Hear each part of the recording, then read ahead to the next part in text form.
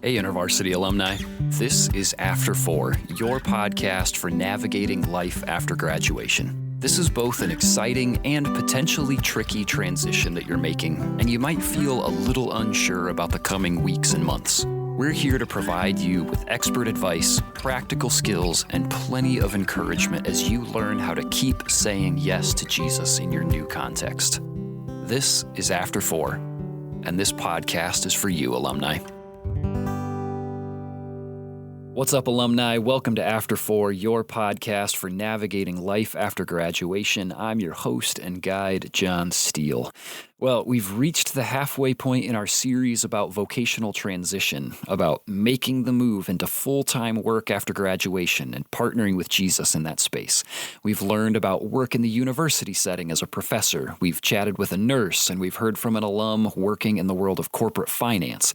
And whether or not you're stepping into one of those jobs specifically, we've been learning a lot of great lessons about navigating work life in healthy and meaningful ways.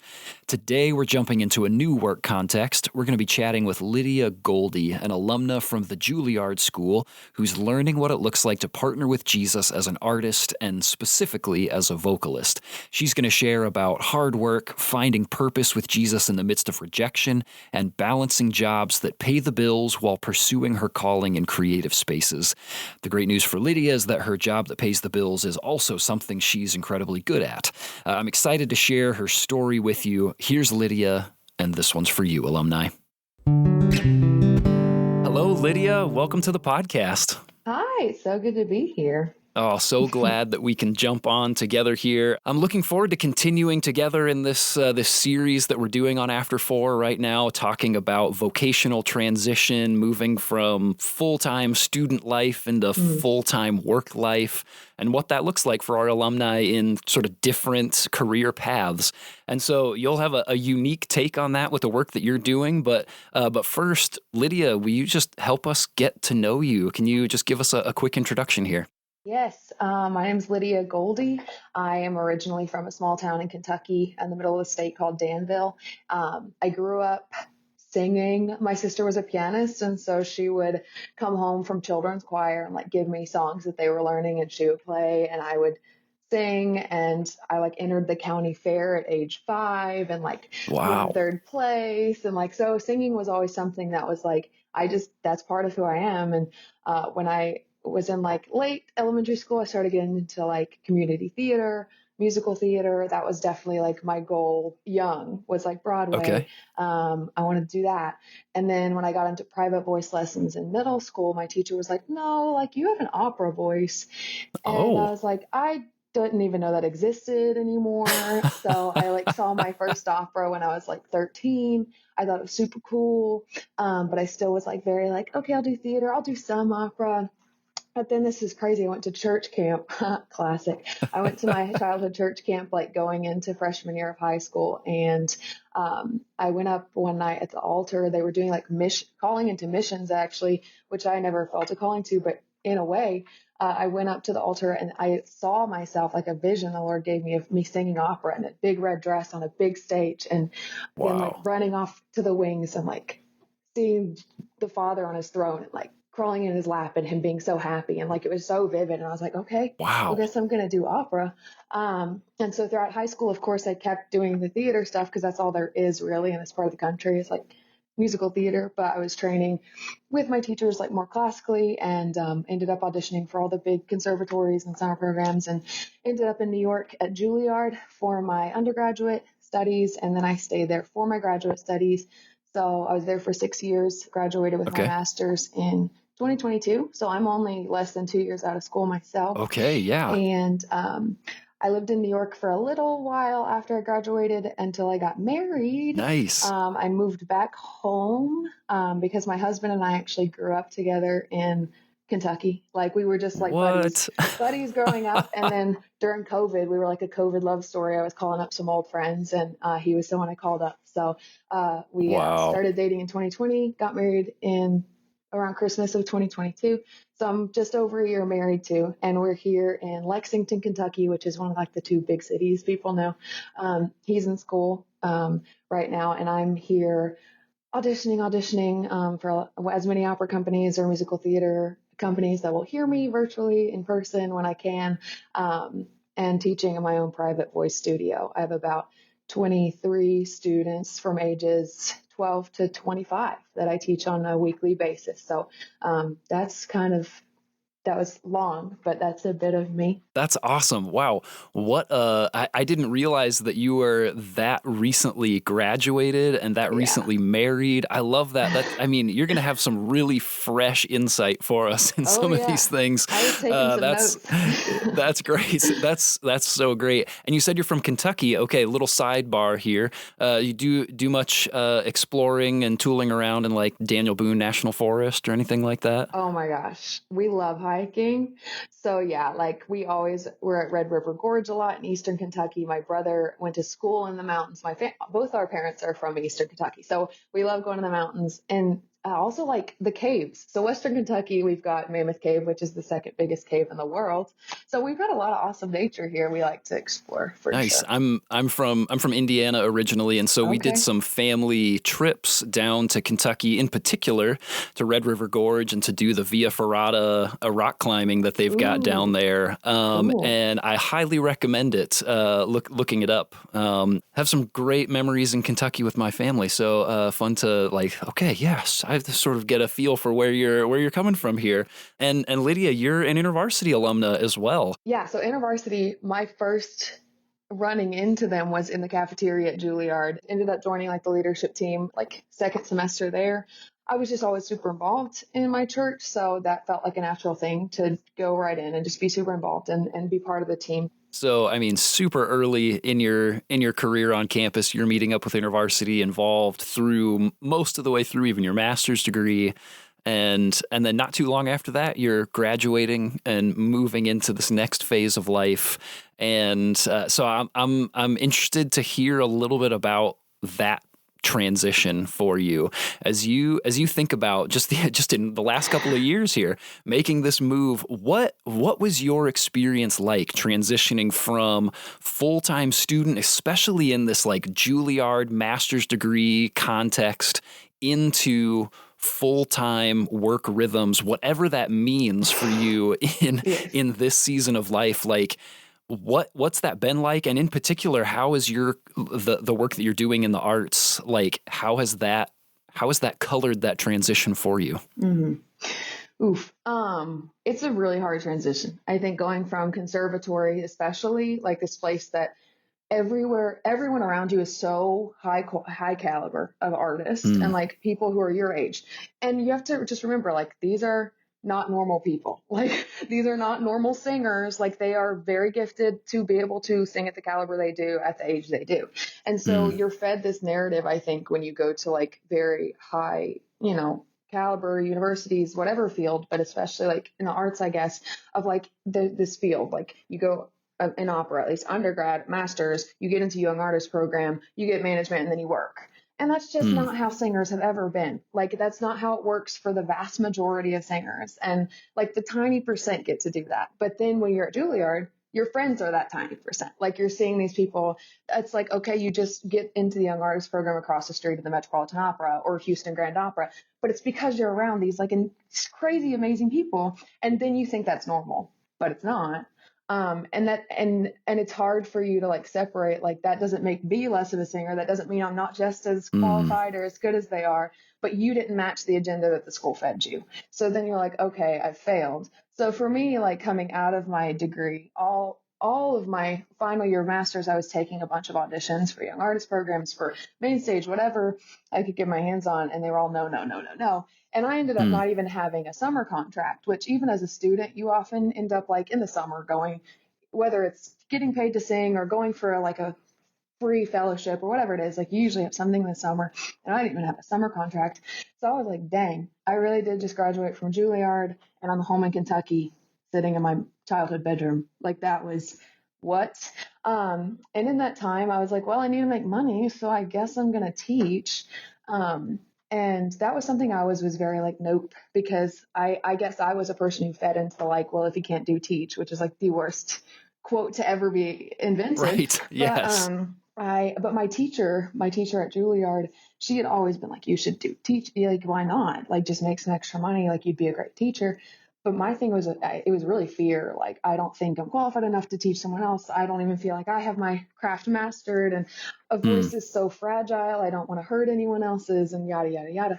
But I was kind of thrown into it. And the Lord was like, you're teaching this summer. And literally I posted on Facebook, like, hey guys, I'm home. I'm trying to build a little studio. And within 3 days, I had 10 students. Wow. So I was just like, okay, God, fine. Like, guess that's what I'm supposed to be doing right now. So I took that as like, okay, well, this summer I'll just make some extra cash, like teaching kids. And then I'll be back in the city this fall, taking auditions and get my gig, and like, don't have to teach anymore. Little did I know, like, the Lord was building my salary for the years to come, in a sense, with those 10 students. I kept a handful of them, and virtually when I was back in the city. And then after I was married, my studio grew to what it is now, like I said, in the 20s. So, yeah, that's become like a big part of what I do, which was very hard at first, because I saw it as very humbling and very like a failure. I saw it as a failure, but it took a long time for me. Actually, my husband was super convicting to me. He said, Lydia, the Lord has given you like so many gifts to use. And if you're not using them, you're depriving other people of what the Lord has for them. And you're also like saying to God, like, nah, I don't want to pour into that one. I just want to pour into this one. And there are plenty of people that only do get one to pour, that have like the performing. That's their thing. That's all they're going to do. But I have this opportunity to like pour into so many gifts, especially in this season. And that's not to say I'm not a singer. Like, I'm a singer first. I still spend hours and hours and hours auditioning and performing when I can. But, yeah, so just like figuring out, wow, my identity doesn't have to be this one part of music. It can be multiple things in this field. And I think that's a lie that a lot of artists feed into too, is you go to school for the one thing. And if you're not doing just that one thing when you leave, you're like, well, I failed. And it's like, no, what artist ever has only made money performing? That's just not how this career works, no matter what college you went to or how refined your resume is, you know. It sounds like there's a lot of like mental and emotional hurdles that come along with making this transition. That there's the temptation to compare of, okay, I've been surrounded by all of these talented people, and if you get the job, it means that you are really as great as everybody says you are. If you don't get the job, then it means that you're less than. And so that there's that element of comparison that goes on. And it sounds to me like there's also some amount of like, I have to be okay dealing with rejection because I'm going to audition, and I'm going to get told no a lot. Yes. I can just imagine that those are some of the things that you're dealing with mentally and emotionally as you make that transition. Yes. I mean, it's gruesome out there, like auditioning. I've been talking to a lot of friends recently, both like actor friends and singer friends, just like, it's very disheartening. It's not even the word. It lacks any sort of human. It's funny because we all go into this industry because we feel deeply, because we're very human. I think artists are soft in a sense and empathetic, and love doing this because it's so full of community and love and acceptance. And then you go into audition rooms with 3 people who stare at a sheet of paper while you wear your heart on your sleeve and give them your heart. And they won't even look at you. So it's like, I went into this because of my heart. And then you're sitting there. Oh, it's almost traumatizing. Like not even accepting the gift I'm trying to give you.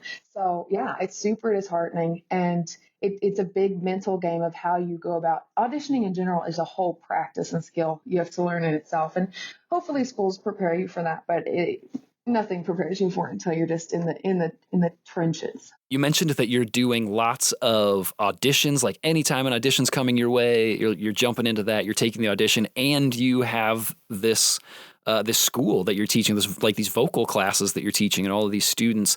To me, that sounds like a lot going on, maybe not the most consistent schedule depending on audition schedules and when those come and go. So talk to me about like work-life balance in that kind of a setting. What does it what are you learning about the hazards and the things that are helpful? Like what are you learning about navigating work-life balance in this career setting?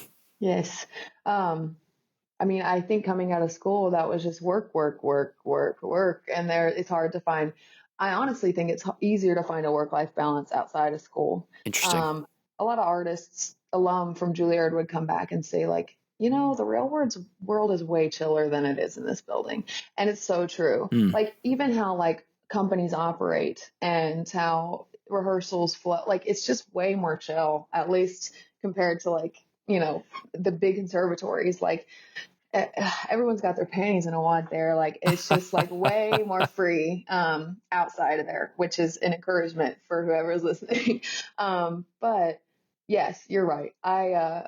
I think it's hard as an artist, as a performer, because you're always going to have that side gig. You just are. Like you're going to have to like get out of school and make money somehow, and it's not always going to be through singing or performing or whatever your thing is. And you have to remember, okay, but I am a singer first. Because it's so easy. Because the Lord has blessed my studio and my students do enjoy their lessons. They tell their friends. And then a lot of people are like, can I have lessons? I want lessons.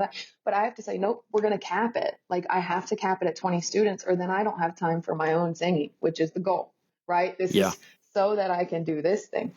And I was just talking to a friend of mine who's an actor, and same thing happened to her. She's a nanny in the city, and but she's an actor first. And she was supposed to go on this family vacation to nanny at the beach. But then this massive audition came up that was perfect for her during the vacation. She was like, I feel like I have to go. Like they have a plane ticket. Like I need to go. But she was like wrestling inside. And then days later, she came back. She's like, I just went to the mom. I said, I really need to do this audition. And they let her come down late. So I think just like remembering, this is the thing first. And it's so easy to fall into the money and the fear of that. And like, feeling or even like you're probably good at your other gig and you want to like pour in, especially when you're feeling like really dry season and you're performing, but the other one's super fruitful. It's like, okay, well, I'll pour all of it into this gig, this thing that I do. But then you aren't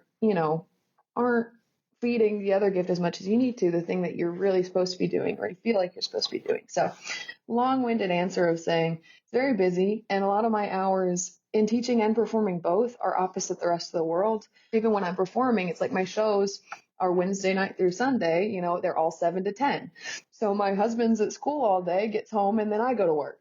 So it's definitely opposite how the rest of the world works in a lot of ways. And you have to figure out a balance, especially when you do have a husband or you do start having a family.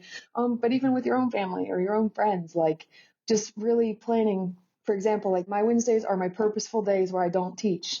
Where I can really pour everything into other things I need to be doing, whether that's getting lunch with a friend or catching up on my own auditions, sending in tapes, or like filming self-tapes or having a voice lesson, like having a day or having certain times every day that you guard. And I think school does that really well for you. Like school, you have a schedule. School gives you performances. School puts you in coachings and voice lessons and hours for everything.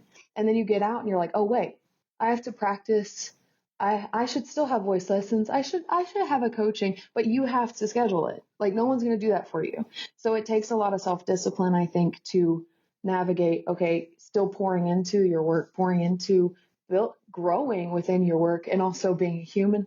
And that just takes a lot. And I think if you're doing school right, I think a big skill that you learn is how to navigate time management well, in a surrendered way to the Lord, and then carrying that out of school into your life is very necessary. So, my mom used to have this phrase. Mom, if you're listening, here you go. My mom still has this phrase. She says it. I hear her say it from time to time now, even, and that's the good and the better are the enemies of the best.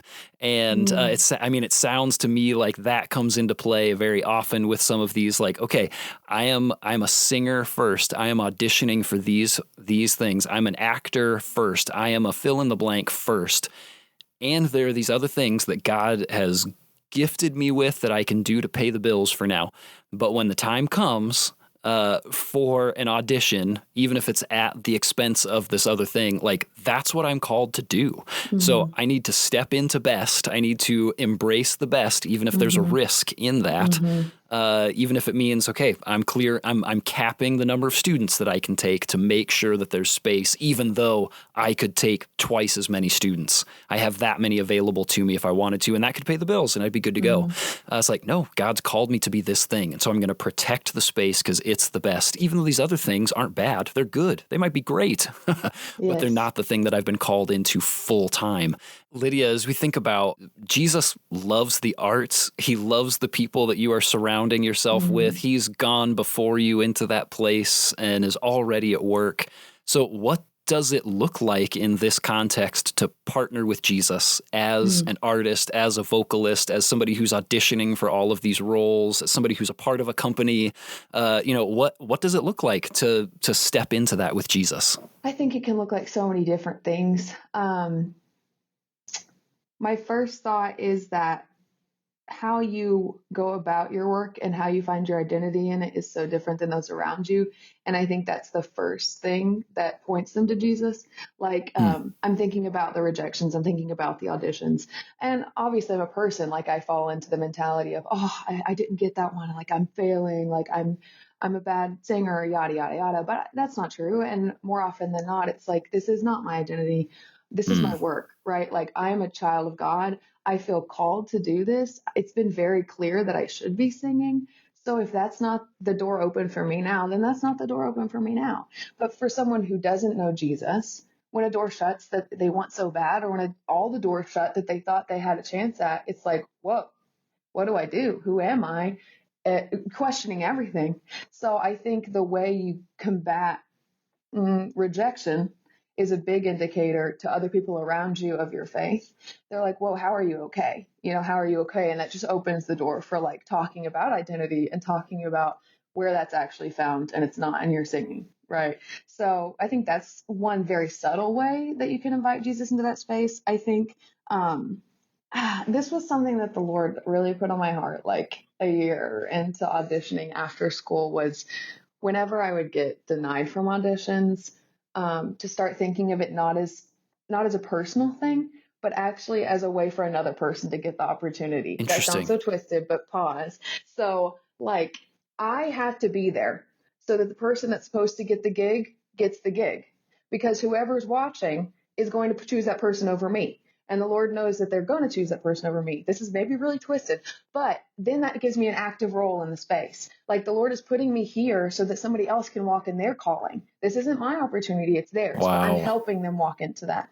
And then it gives me like a sense anytime I go, whether I'm rejected or I get it, I had to be there, whether it's for somebody else to get it, whether it's because the judges on the panel like needed to sense Holy Spirit in the space that day and I carry that in me, whatever it is, to give myself like an active role because of Jesus. I think that's another way. And then like teaching in general, like getting to be a teacher. Come on, like that's obviously you can pour so much into people and just the love of Jesus. And so many of my students, especially since I'm in the South, are like at least Sunday Christians and like at least operate in that theology.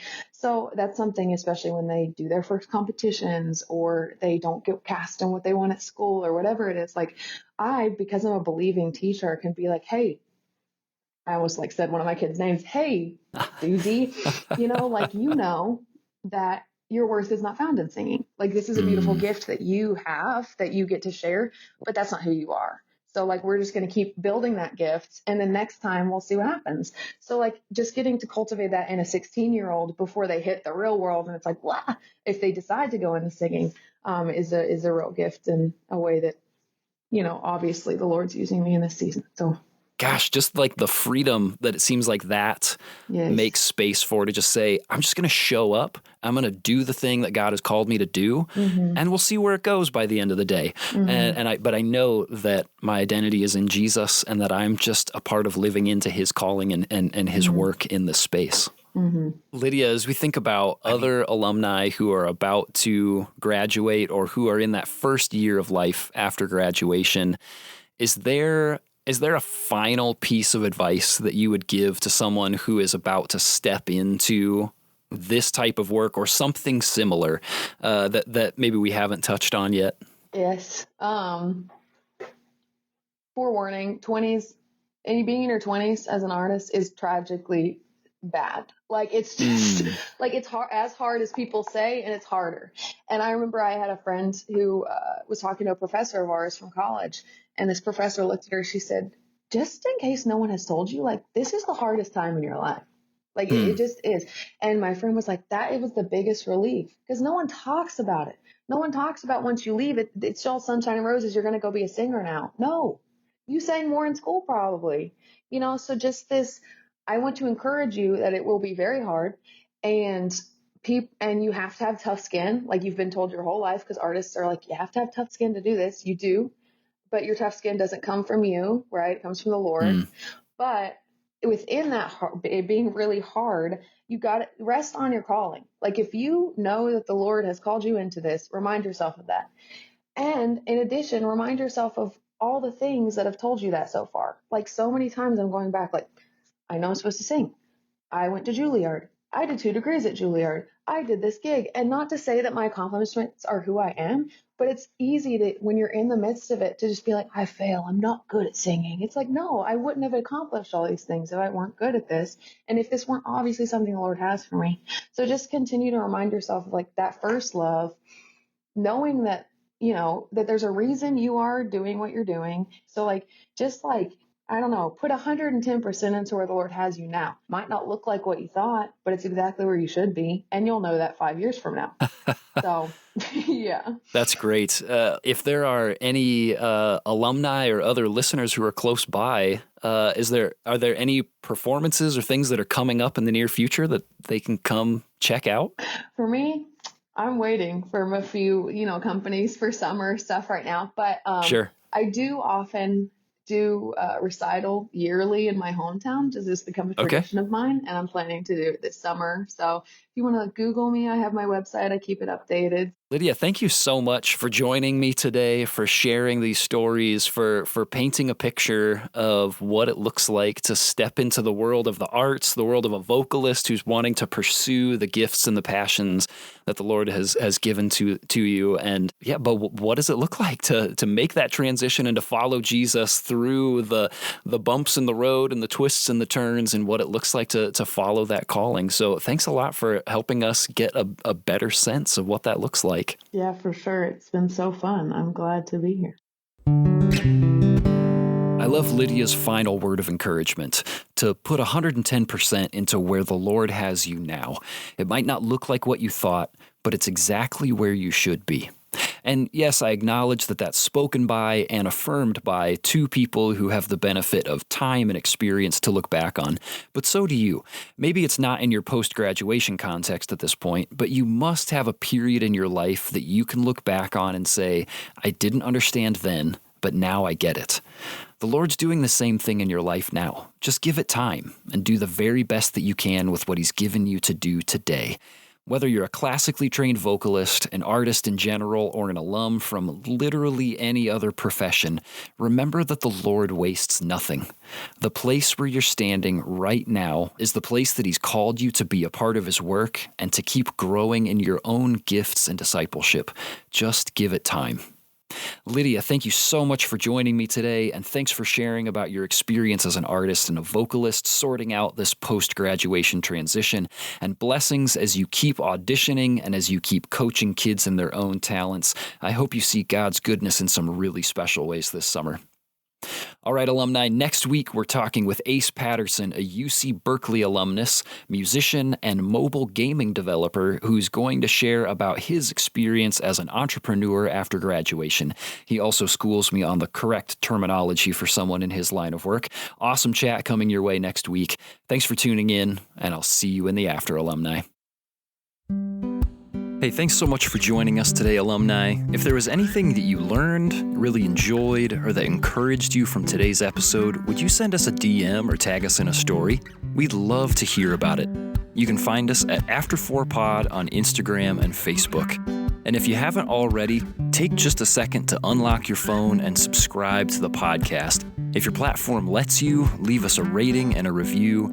And if you like what we're doing here, share us with your InterVarsity or other post-graduation friends.